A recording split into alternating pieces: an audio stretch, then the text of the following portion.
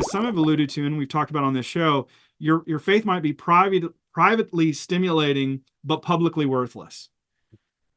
So what does it mean then to have a theological or a culturally sanctified public life? First of all, go back to something earlier you said about online. I would love to have this conversation in person anytime. We can hang out. I look forward to a time when we could meet up and we could hang out. Yes.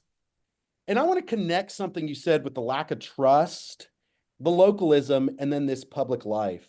One of the most fervent sort of apologetic defenses in the early church, I sort of call it, I don't know, I call it a moral apologetic sometime, or an embodied apologetic.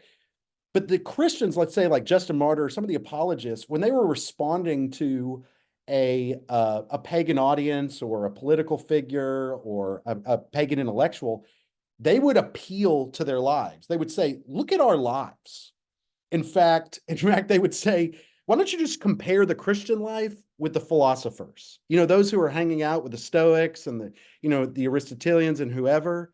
Go look at their lives and then go look at the Christian lives and tell me which community promotes human flourishing. I mean, the philosophers may talk a good game.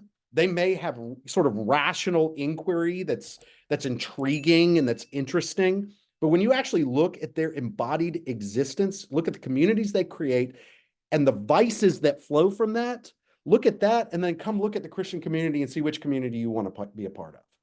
And so a couple things, like immediately, obviously, the Christians are so embedded in the world that the world can actually see them living godly lives. And the world can actually see what human flourishing looks like because you have families, you have Christians, you have people of faith who have embedded themselves and are demonstrating the beauty of godliness in the world. And that was a compelling illustration. And it's convicting for me. I understand the challenge of living godly lives embedded in a world. As we said, I have kids, I understand the challenge of raising kids in this world, but, going back to those early centuries. And I mean, I start out with one story, one chapter of an apologist who's walking on the road, and his buddy, they pass an image of a pagan god, and the pagan worships it right there. And then they launch immediately into a debate. Part of that debate is consider the lives of Christians. And that was one of the motivating factors. And I hope and pray and long for that to be true for us today. Well, here's, I'm going to bring in something. I worked so I went as an undergraduate to Moody Bible Institute, and we would get jobs because in Chicago at that time, we were nestled between the Gold Coast and Cabrini Green. So you got the ghetto and you got really this opulent world. And we would have, we had to do ministries while we were students. So we would go into all these different areas of Chicago and we would work. And a lot of people wanted to hire Moody students because we were honest. We had a great community, all of these things, right? These young people, we were trying to do what God wanted us to do.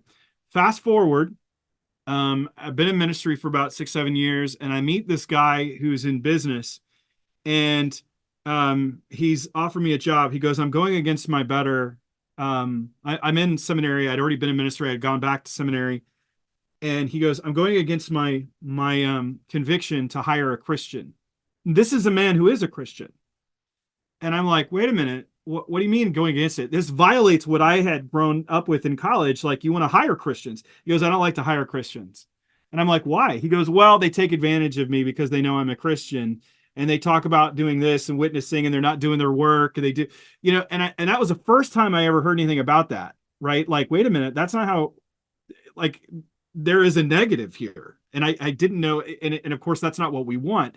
But I think back to what Russell Moore had said in his book, as he talked about, what's the name of the title of the book? Oh, Losing Our Religion. In the book, where he talks about, we're seeing young evangelicals leave evangelicalism, not because they don't believe what the Bible says is true, because the church itself doesn't believe it. In other words, I'm observing the community firsthand and grown up in it. Now, there are many we know that are, okay? Let's state that out right now. There are some genuine people that love Jesus, that are sacrificing, that are living faithfully godly lives, and they're listening to this show right now. But we know that if we were to have that invitation today, we're not offering a better humanity in many instances because our churches has become microcosms of a business personality cult that uses the Bible rather than a holistic rehumanization of society, offering a better way to live the way. I mean, do you agree with that? Disagree with that? Yeah. What are your thoughts on that? I mean, a couple things like I've been training pastors for ministry, well over a dozen years. And that's one thing you work in seminaries and you see godly people I have Yeah. so many godly students who are going out into the world, taking churches and doing good work. Um, but one of the challenges, and you can see in the way I structured the chapters, one of the challenges is that it's not just the spiritual life is holistic, and flourishing takes on a holistic vision. In other words, I can't just talk about catechesis. Catechesis isn't the only answer. Catechesis is the baseline, the formation, and then I got to talk about, okay, how do I now view political power? How does now a Christian think about when I venture into the world? I now have to have an understanding of political power based upon a Romans 13, based upon and I mentioned Polycarp, like I said, quotes Romans 13. It's amazing. And then you think about how do I address the prevailing intellectual challenges, that are invading our lives. How do I address that? Then how do I address my public life? Okay, what does human flourishing look like within the Christian community? And then yeah, I end with kind of hope and the way that kind of a thread that ties everything together. But you realize sometimes we've had a vision of the Christian life that is often fragmented. Either the only path forward is sort of political maneuvering, or the only path forward is just care for the poor in this instance, or the only path forward is catechesis. And you realize the challenge lays out is really committing that Christian culture, especially at a local level, where people know each other, trust each other, love each other, are living the Christian life in community. And that, I think, is what has to happen, at least on some level, as we move into what is this postmodern, post-Christian world.